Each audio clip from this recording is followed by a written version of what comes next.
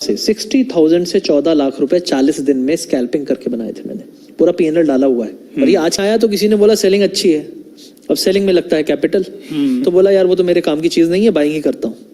अब बाइंग में किसी ने वीडियो बना दिया, एक्सपायरी में 50 का गया 500, तो उसको लगा यार 50 का 500 मतलब 10 गुना बना सकते हैं, तो यही चीज तो मैं करना चाहता था, इसी को करता हूं, यही तो चाहिए मुझे। फिर वो वापस ज्यादातर लोग नए लोग की कि सारा पैसा झाड़ के पूरे अकाउंट को ट्रेडिंग अकाउंट पे रखते हैं, सारा जा सकते हो, वापस जा सकते हो वहीं पे।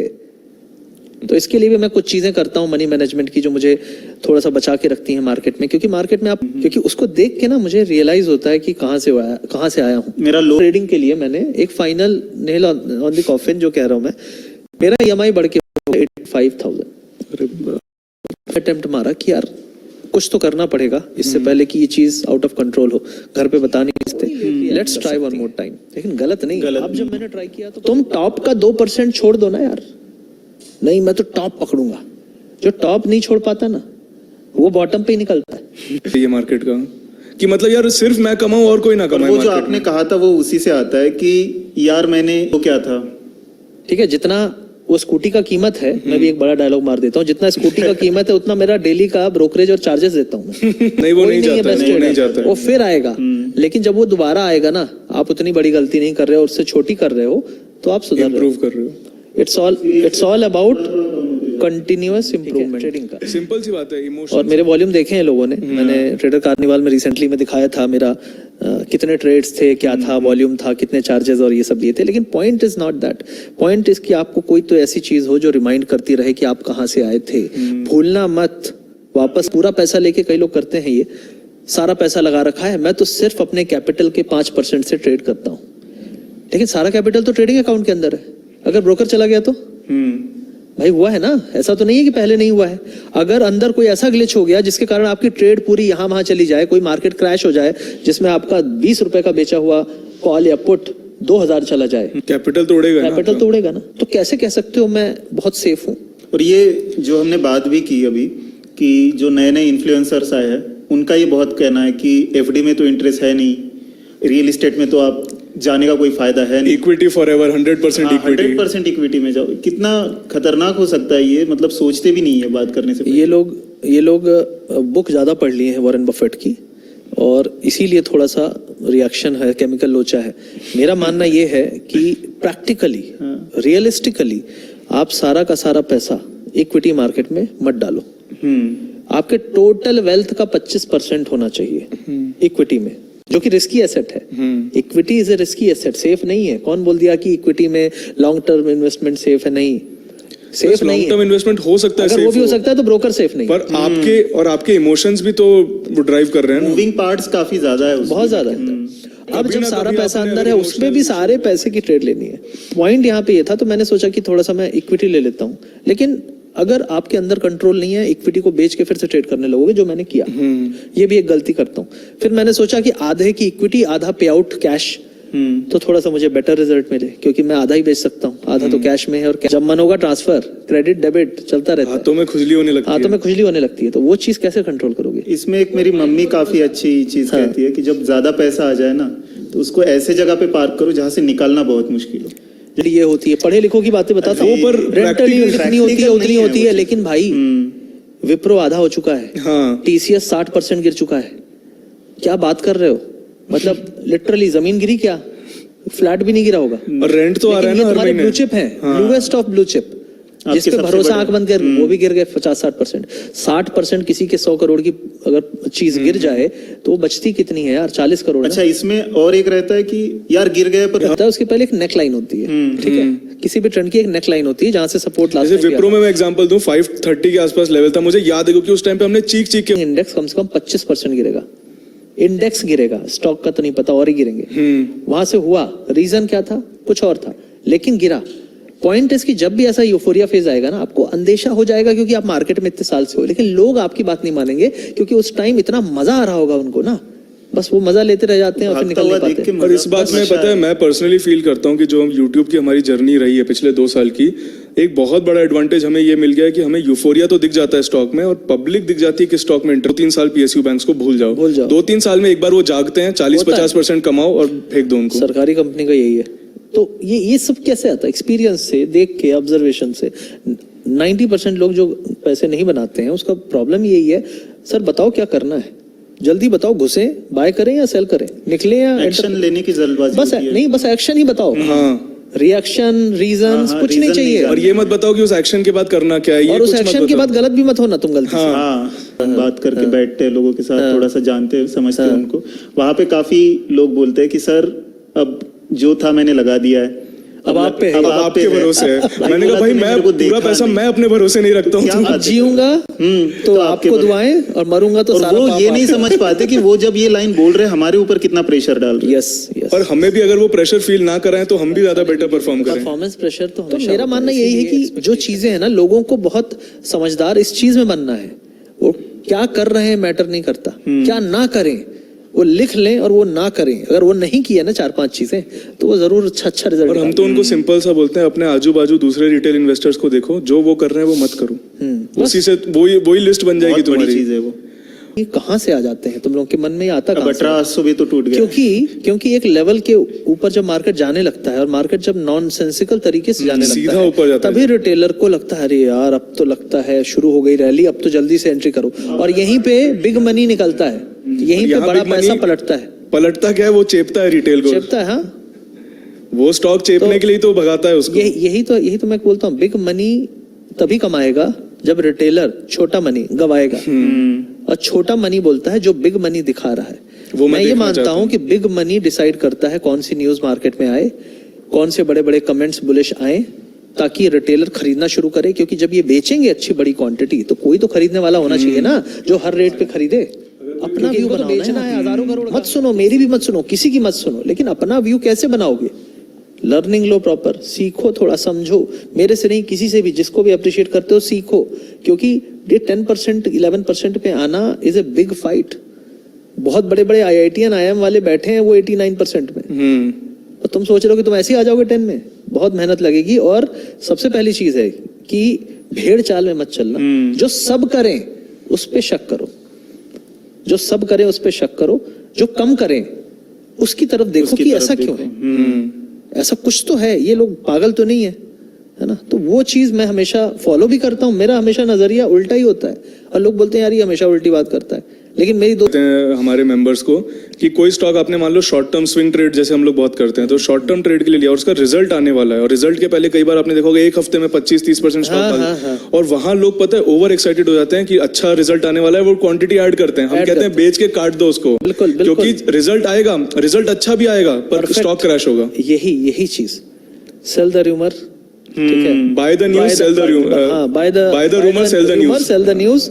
और कई बार ऐसा होता है कि सेम चीज उल्टा वाइस वर्सा भी चलती है, राइट?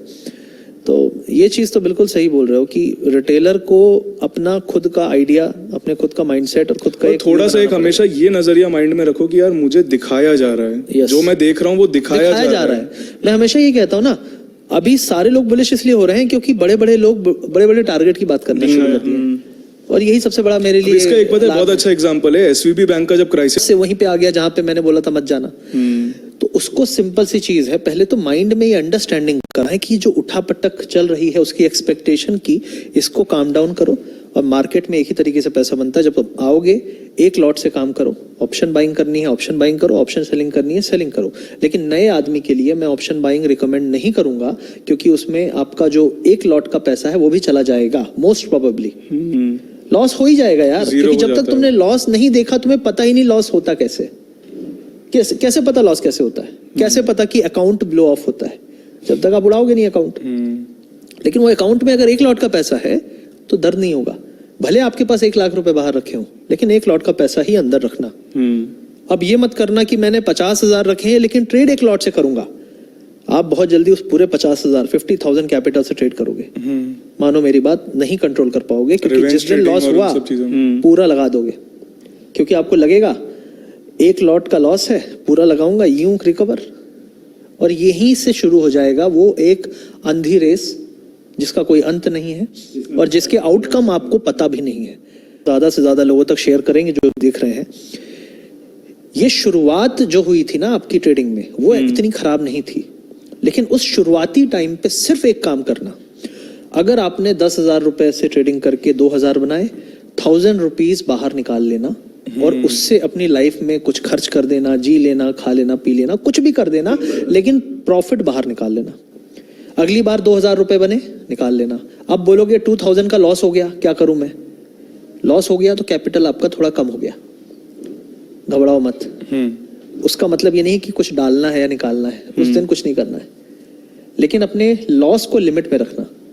ऑप्शन बाइंग है तो 20%, ऑप्शन सेलिंग है तो 5 to 7%, ये लिमिट बना लो, कुछ लिमिट बना लो, अप्रोक्सीमेट बता रहा हूं मैं। लेकिन कोई बोले ऑप्शन बाइंग है, 5% का स्टॉप लॉस लेके मैं ट्रेड करता हूं स्कैल्पिंग, मैं कह सकता हूं मेरे से ज्यादा स्कैल्पिंग किसी ने नहीं की। मेरा एक वीडियो है, आप यूट्यूब पे मेरे चैनल पे जाएंगे, सुपर ट्रेडर लक्ष्य में, 60,000 की बात नहीं है जब ये दुनिया में इतने ज्ञानी हो गए, ये तब जब ये ज्ञानी पैदा भी नहीं हुए थे। 2019 का वीडियो है वो, 19-20 का वीडियो है, कोविड के पहले का। और वो वीडियो इतने लोगों ने मुझे तारीफ की कि क्या बात है, क्या चीज आपने की है, क्योंकि लाइव पीएनएल उस टाइम पे तो कोई कल्चर भी नहीं था दिखाने का। 40 दिन तक अपने आप को कंट्रोल रखना और 60,000 से 14 लाख बनाना, वो डिसिप्लिन रखना, वो है स्कैल्पिंग। लेकिन क्या 14 लाख से मैं गिरा नहीं, गिरा 2-4 लाख नीचे आया, फिर ऊपर गया। तो ये जर्नी में आप गिरोगे, बार बार गिरोगे, लेकिन बड़े पैसे बनाने के लिए आपको छोटा कैपिटल काफी है। लेकिन मुद्दा कैपिटल का नहीं है, मुद्दा प्रॉफिट का नहीं, मुद्दा है उस आदत को बनाने का। जो ये बोले कि अगर मैं एक लॉट से 10,000 रुपीज नहीं कमा सकता अगले 2-3 महीने में, तो फिर मैं 100 लॉट से काम करने लायक नहीं हूं। अगर मैं नेट पे छक्के नहीं मार पा रहा तो फाइनल मैच में सीधे जाके मैं कैसे छक्के मार लूंगा? शॉट तो मुझे नेट पे ही प्रैक्टिस करनी पड़ेगी ना। तो कई लोग जो अपनी डमी ट्रेड्स करते हैं, ठीक है, पेपर ट्रेड करते हैं, कई ऐप हैं पेपर ट्रेड कराते हैं। पेपर ट्रेड में मुझे नहीं, उसमें मुझे एक प्रॉब्लम लगता है कि जो साइकोलॉजी डेवलप होनी चाहिए ना, क्योंकि रियल मनी लगा नहीं है तो वो प्रेशर नहीं बनता। हाँ, वो फील नहीं आता, वो जो पल्स ट्रेडिंग का प्रेशर नहीं होता, लॉस का डर नहीं होता। पेपर है ना, इतना करो, कम से कम महीने 2 महीने करो, और उस महीने 2 महीने में अगर अंदर से एक बार भी इच्छा आ गई कि डाल देता हूँ 1 लाख, लगा देता हूँ 2 लाख, समझ लो आप गलत रास्ते पे जा रहे हो। वापस पीछे आओ, वापस पीछे आओ, फिर से 1 लॉट से शुरू करो। You are going in the wrong direction. आप बोलोगे नहीं नहीं मुझे पता है, सब आता है, सब ये है, मेरे हाथ में वो सीक्रेट लग गया है, कुछ नहीं। 6 महीने बाद आप उन्हीं में से होगे जो मुझे मैसेज करते हो कि मेरे 20 लाख जा चुके हैं, लाइफ में डिप्रेस हूं, किसी को बता नहीं सकता, मन करता है कि अपनी जिंदगी खत्म कर दूं। ये शुरुआत कभी भी 20 लाख से नहीं हुई थी। शुरुआत एक लॉट से, लेकिन 1 लॉट से 50 लॉट जाने में उसको सिर्फ लगे 1 हफ्ते। 1 लॉट से कमाया, 50 लॉट से गवाया और डाला, सेविंग डाली, तब तक नहीं डाले जब तक बर्बाद नहीं हो गए। हम कैसे बता सकते हैं? क्योंकि मैंने भी ये करो, ऑप्शन बाइंग, ऑप्शन सेलिंग दोनों ट्राई करो। क्योंकि जब आप ऑप्शन सेलिंग करते हो तो आपको बाइंग कैसी होती है वो मजा आता है, पता चलता है, और जब बाइंग करते हो तो ये पता चलता है कि सेलर कैसे कमाता है। क्योंकि बाइंग करके लॉस हुआ मतलब वो सेलर ने सेल किया था उसको और उसने कमा लिया, और जब आप सेलिंग करके पैसा कमाते हो तो बायर का लॉस हो रहा है। और बाइंग होके अगर पैसा कमाया तो कोई सेलर ने 50 में उसको सेल किया और 100 पे उसको बुक करना पड़ा, क्योंकि आपने 50 पे बाय करके 100 पे सेल किया। तो गेम आपको समझना पड़ेगा कि बायर क्या कर रहा है, सेलर क्या कर रहा है। फिर वहां से अगला स्टेप है ओपन इंटरेस्ट समझो, उसके बाद साथ साथ प्राइस एक्शन हमेशा आपको सीखना पड़ेगा।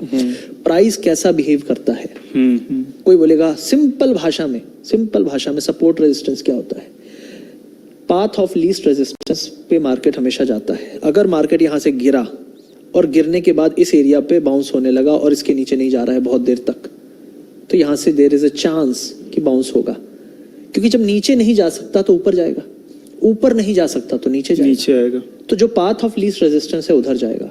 जिधर पे वो रुकने लगे, ज्यादा समय बिताने लगे, फिर उसमें आप देखो सब लोअर हाई, लोअर लो हाई। लेकिन जहां आपने 1-2 लाख रुपए डाले, आपको सब दिखना बंद हो जाएगा। आपको सिर्फ दिखेगा पीएनएल, अरे लॉस हो रहा है, अरे प्रॉफिट हो रहा है, अरे लॉस हो रहा है, प्रॉफिट हो रहा है। उसी के बीच में झूला झूलते रह जाओगे, सीख नहीं पाओगे। यही चीज हम भी बोलते हैं, संभलने नहीं थे। क्योंकि जो पैसे आते थे मैं उससे, जिसकी भी लेनदारी थी, जिससे भी देनदारी थी, जिसको पैसे देने थे, जिससे लिए थे, मैंने सबको वापस करता था। मैंने लास्ट तक, मैंने पहली बड़ी परचेज मेरी स्कूटी थी 37,000 की सेकेंड हैंड स्कूटी, और वो मुझे इतनी प्रिय है आज भी मैं उसको उतने ही प्यार से पूछता हूँ।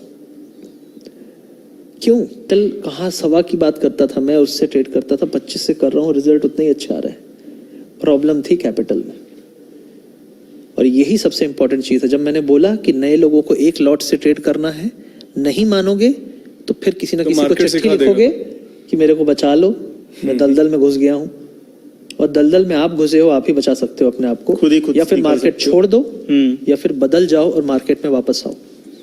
दो ही सॉल्यूशन है, छोड़ दो या वापस आओ बदल के।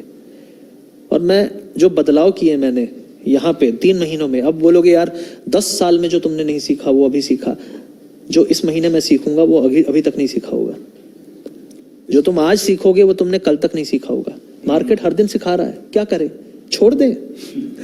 सीखना तो छोड़ना नहीं पड़े, छोड़ ही नहीं सकते ना, सीखना पड़ेगा यार अगर आगे बढ़ना है। हमेशा अपडेट करते रहे। मैंने ये पूरा पीएनएल शेयर किया है ट्रेडर कार्निवाल में। मैं यहाँ पे भी इमेज डलवा दूंगा ताकि आपको आइडिया लगे। 1.19 सीआर में मेरी टोटल ट्रेड्स हुई थी 5000 ट्रेड्स।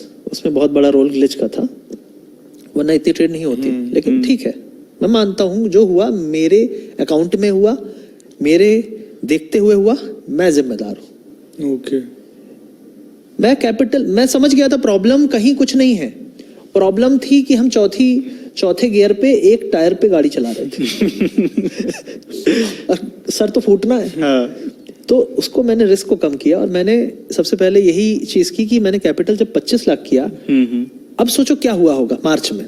मार्च बड़ा महीना, बड़ी एक्सपायरी होती है, ईयर एंड है, सब कुछ है, और मार्केट मार्च का सबसे टफ है। हाँ। लोग रो रहे थे कि मार्च यार इतना बुरा मार्केट हमने कभी नहीं देखा, ये तो पता नहीं क्या कर रहा है, यही बोल रहे थे ना मार्च के बारे में, अगर याद हो तो। मार्च में मैंने शुरू किया 25 लाख से, और मार्च का मेरा प्रॉफिट था 1 crore 2 lakh with A capital of 25 lakh. मतलब लगभग 400% एक महीने में। 400% कैपिटल के साथ बात करके आपने जितना ओपनली और ब्रूटली अपनी जर्नी शेयर करी, बिना किसी संकोच के, बिना किसी ये सोचे कि यार लोग क्या सब सोचेंगे, और जितने रियल तरीके से आपने अपनी जर्नी शेयर करी है, मुझे उम्मीद है लोगों को इससे